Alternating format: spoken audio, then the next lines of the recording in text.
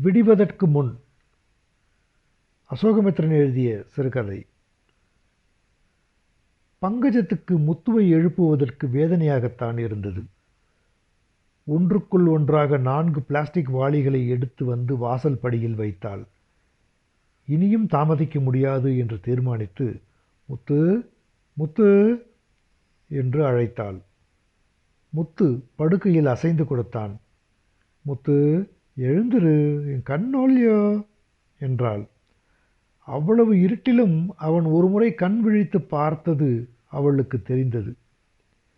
இதுக்குள்ள தண்ணி வந்திருக்காதும்மா என்று முத்து சொன்னான். வந்துடும்டா கண்ணு, தெருக்காரா எல்லாரும் போயிட்டா. இப்போவே போனால் தான் 2 மணிக்காவது தண்ணீர் பிடிச்சிட்டு வந்து கொஞ்சம் கண்ணசரலாம். நீ போய் பக்கெட்டை வச்சுட்டு வாம்மா, நான் இதோ வந்துடுறேன். பங்கஜம் வாசல் கதவை தாளிடாமல் வெறுமனே சாத்திவிட்டு தெருவுக்கு வந்தாள். ஒரு தெருவிளக்கும் எரியாது போனாலும் வீட்டை விட வெட்ட வெளியில் கண் நன்றாக தெரிந்தது. விறுவிறுப்பாக பல உருவங்கள் வந்து போய் கொண்டிருந்தன. பங்கஜம் சாலையை கடந்து எதிர்சாரியில் மூடிக்கிடந்த பல கடைகள் நடுவே மறைந்து கிடந்த ஒரு குறுகலான சந்துக்கு சென்றாள்.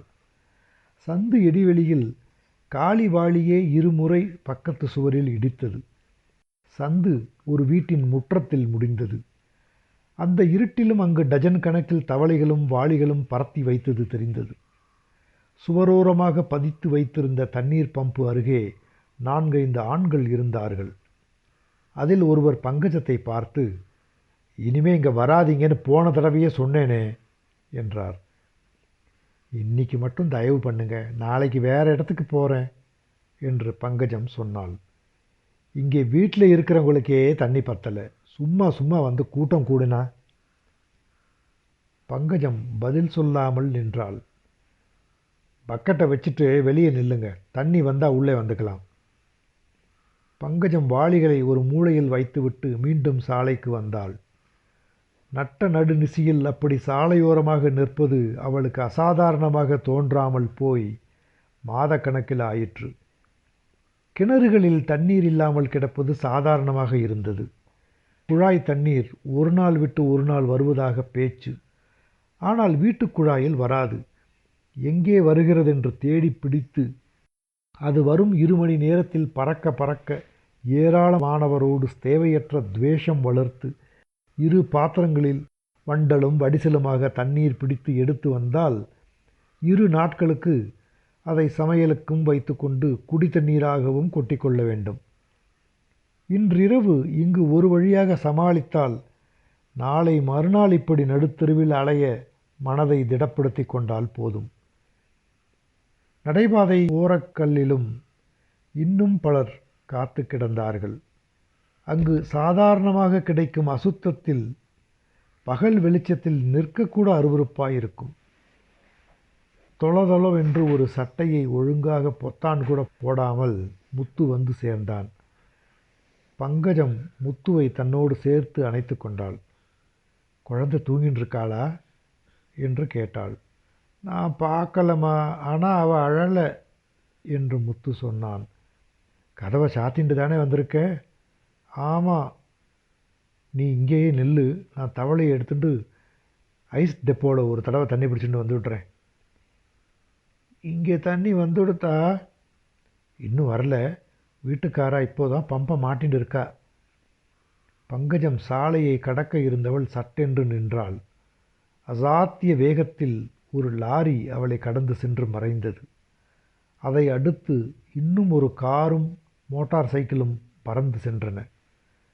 பங்கஜம் முத்துவை கவலையோடு திரும்பி பார்த்தாள். பிறகு அவள் வீட்டுக்கு ஓட்டமும் நடையுமாய் போனாள்.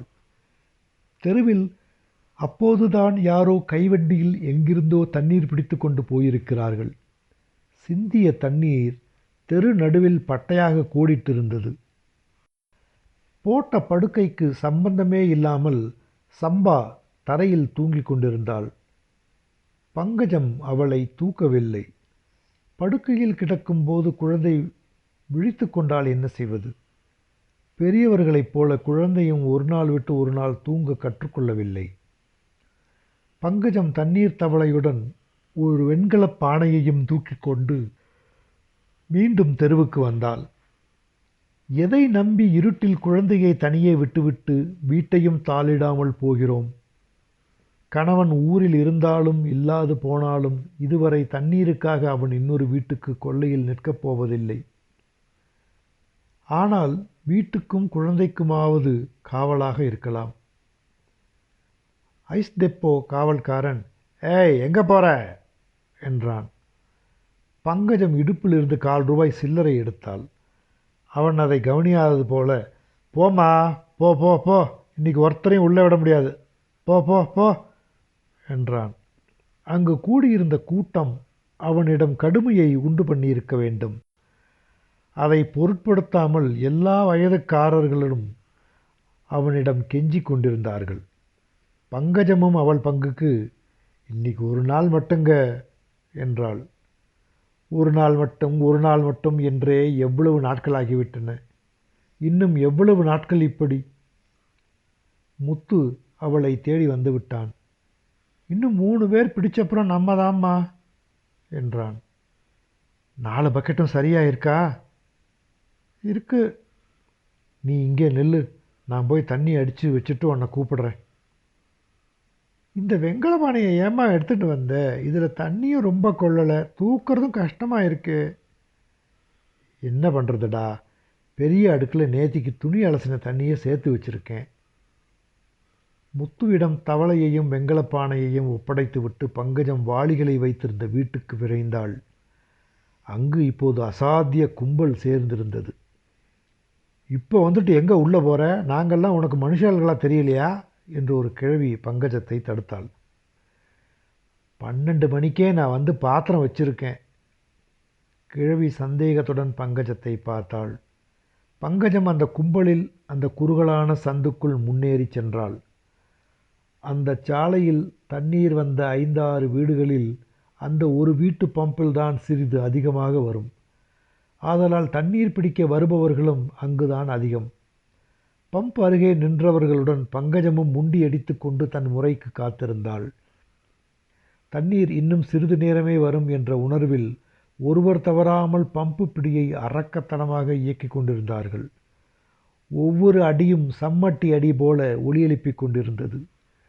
பங்கஜத்துக்கு முந்தைய இடத்தில் பாத்திரம் வைத்திருந்த அம்மாள் தலைப்பை இழுத்து சொருகிக் கொண்டு தயாராக இருந்தாள். அவள் முறை வந்ததும் பங்கஜமே அந்த அம்மாளுடைய தவளையை பம்படியில் நகர்த்தி வைத்தாள். அதை தவளை என்பதை விட வேறு பெயர் ஏதாவது தான் சொல்ல வேண்டும். அது நிரம்பினால் எப்படி நகர்த்துவது என்ற ஒரு கணம் பங்கஜத்துக்கு பயம் எழுந்தது. பாவம், அந்த அம்மாள் வீட்டில் எவ்வளவு நபர்களோ, ஆனால் ஒருவர் கூட அவளுக்கு துணை வரவில்லை. தவளை பாதி நிரம்பிய போது அந்த அம்மாள் திரும்பி திரும்பி பார்த்த வண்ணம் இருந்தாள். தவளைக்கு பிறகு இன்னும் 4 பெரிய அடுக்குகள். அதன் பிறகு பங்கஜத்தின் முறை. 2ஆம் அடுக்கு நிரம்புவதற்குள் அந்த அம்மாளுக்கு பெரிதாக மேல் மூச்சு கீழ் மூச்சு வாங்கத் தொடங்கியது. பம்பு அடிப்பதிலும் கை தடுமாறியது. "நான் அடிக்கிறேன், நீங்கள் பாத்திரத்தை நகர்த்துங்க" என்று சொல்லி பங்கஜம் பம்ப் பிடியை வாங்கி கொண்டாள். பம்பை சுவரில் பதித்து வைத்திருந்ததால் ஒரே பக்கமாக ஒரே கையில் தான் அடிக்க முடியும். நிதானமாக அடித்தாலே ஒரு பாத்திரத்திற்குள் கை சளைத்துவிடும். பங்கஜம் அந்த அம்மாளின் பாத்திரங்கள் அனைத்திற்கும் தண்ணீர் அடித்து தந்துவிட்டு தன் வாளியை நகர்த்தி வைத்தாள். அங்கு நின்றிருந்த ஒருவர், "ஒருத்தரே அண்டாவா தண்ணீர் எடுப்போனா மற்றவங்க என்ன பண்ணுவாங்க?" என்று சொன்னார். மூச்சு இறைக்க பங்கஜம், "இதுதான் என்னது முதல் பாத்திரம்" என்றாள். அந்த நபர், "யோ சந்தானா, இங்கே என்ன கேள்வி கேட்பார் யாரும் இல்லை.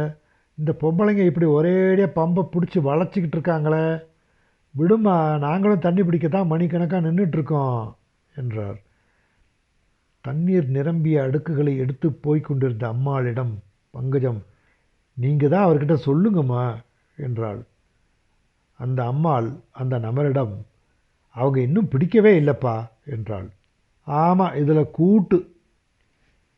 பங்கஜத்தின் தோளே கலண்டு விடும் போல இருந்தது. இன்னும் 3 வாளிகள் அடித்தாக வேண்டும். கொண்டு வந்தவற்றில் முழுக்க தண்ணீர் எடுத்துக்கொண்டு போனால் கூட 2ஆம் நாள் மாலையில் எல்லாம் காலியாகி கிடக்கும். அரிசியை சரியாக களைய முடியாது. சட்டென்று யாராவது ஊரிலிருந்து வந்துவிட்டால் முகம் கழுவிக்கொள்ள ஒரு செம்பு தண்ணீர் தர முடியாது. மறுநாள் சுத்தமான வேஷ்டி புடவை வேண்டுமென்றால் துணி நனைத்து உலர்த்த முடியாது. பங்கஜம் அவளுக்கு ஞாபகம் இருந்த தோத்திரங்களை மனத்துக்குள் சொல்லிக்கொண்டு பம்பை அடித்த வண்ணம் இருந்தாள். ஒரு முறை கூட ஒரு தோத்திரத்தை கூட முழுக்க சொல்ல முடியவில்லை. அங்கு விரல் இடுக்கு இடமில்லாமல் நிறைந்திருந்த மக்களும் பாத்திரங்களும் அவளுடைய கண்ணில் மிக லேசான நிழலாக தென்பட்டது போல் தோத்திரங்களும் ஒரே குழப்பமான குவியலாக வந்து போய் கொண்டிருந்தன. லலிதா சகஸ்திரநாமத்தில் சௌந்தர்ய லகரி நடுவே கிருஷ்ணாஷ்டகம், பித்துக்குளி முருகதாஸ் பஜன் பாட்டு. அம்மா அம்மா அம்மா. பங்கஜத்துக்கு அம்மாவென்று கத்தி அழைக்கக்கூட முடியாது போல தோன்றிற்று. அவளுடைய கை ஏதோ தனிப்பட்டு போனது போல ஏறி இறங்கிக் கொண்டிருந்தது. மார்பு எவ்வளவு கனத்ததோ அந்த அளவு மனம் காலியாக இருந்தது. அவள் அவளே இல்லை. அவள் வேறு யாரோ. வேறு யாரோ என்று சொல்வது கூட தவறு. வேறு ஏதோ. 3வது வாளி அடிக்கும்போது முத்து வந்துவிட்டான். ஐஸ் டெப்போவில் என்ன ஆயிற்று என்று கேட்கக்கூட முடியாமல் பம்பு பிடியை பங்கஜம் முத்துவிடம் கொடுத்தாள். அவன் கையால் அடிக்க முடியாமல் 2 கைகளாலும் பிடியை பிடித்து கொண்டு ஒவ்வொரு முறையும் தன் முழு உடலையும் உயர்த்தி அடித்தான். பங்கஜம் ஒவ்வொரு வாளியாக தூக்கி சாலை நடைபாதையில் கொண்டு போய் வைத்தாள். அங்கே இன்னும் எவ்வளவோ பேர் தண்ணீர் பிடித்தும் பிடிக்காததுமாய் பாத்திரங்களையும் வாளிகளையும் வைத்திருந்தார்கள். ஆண்கள் சைக்கிள்களில் எப்படியெல்லாமோ குடங்களையும் தவளைகளையும் கட்டி தொங்கவிட்டு கொண்டு அலைந்து கொண்டிருந்தார்கள். ஊரே வெறி பிடித்தது போல குழாய் தண்ணீருக்கு அலைபாய்ந்து கொண்டிருந்தது. பங்கஜத்துக்கு அடிவயிற்றில் சுளீரென்று ஒரு முறை வலித்தது. போன தடவையும் இப்படித்தான் வலி வந்து தெருவிலேயே சுருண்டு விழுந்திருந்தாள். சம்பா பிறந்தவுடனே அவளது கணவன் ஆஸ்பத்திரியில் கையெழுத்து போட்டு கொடுத்தான். ஆபரேஷன் ஆனபோது பெரிய தொந்தரவு இருக்கவில்லை. ஆனால் இப்போது 2 வருடங்கள் கழித்து வலி வரத் தொடங்கி இருக்கிறது. பெரிதாகி போய் படுத்த படுக்கையாக தள்ளிவிடக்கூடாது.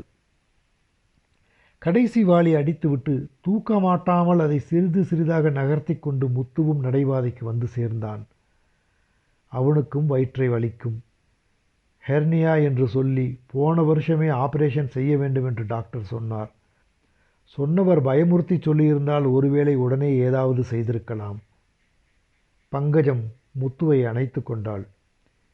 நீ போடா வீட்டுக்கு, நான் ஒவ்வொன்றா கொண்டு வந்துடுறேன் என்றாள். ஐஸ் டெப்போவில் சாவித்திரி கிட்ட சொல்லிட்டு வந்திருக்கேன், அதையும் அடிச்சுட்டு போகிறேம்மா என்று முத்து சொன்னான். வேண்டாண்டா கண்ணா, இது போகிறோம், எப்படியாவது பார்த்துக்கலாம். அப்போ அங்கே போய் காலி பாத்திரத்தை எடுத்துகிட்டு போகட்டுமா? இல்லை, நீ வீட்டுக்கு போ, நான் எடுத்துகிட்டு வரேன். பங்கஜம் ஒவ்வொரு வாளியாக சாலையை கடந்து மறுபுறம் இருந்த நடைபாதையில் கொண்டு போய் வைத்தாள். அங்கே ஒரு கன்றுக்குட்டி அவள் அருகே வந்தது. போ போ என்று விரட்டினாள். அது நகராமல் அங்கேயே நின்றது. அடுத்த வாளி எடுத்து வர அவள் நகர்ந்தவுடன் அது நிச்சயம் தண்ணீரில் வாயை வைத்துவிடும். பங்கஜம் மறுபடியும் அந்த கன்றுக்குட்டியை விரட்ட முயன்றாள். எந்த துவேஷமும் பாராட்டாமல் அது சொரிந்து கொடுக்க வாகாக தலையை உயர்த்தியது. சரி, குடி என்று பங்கஜம் சொன்னாள். சாலை மறுபுறத்தில் வைத்திருந்த இதர பக்கெட்டுகளையும் எடுத்து வர விரைந்தாள். நாளை மறுநாள் இந்த அளவு தண்ணீராவது கிடைக்குமா என்று தெரியாது. ஆனால் இன்றைய போது இதோடு முடிந்துவிட்டது. விடிய இன்னும் வெகுநேரம் இருந்தும் கூட.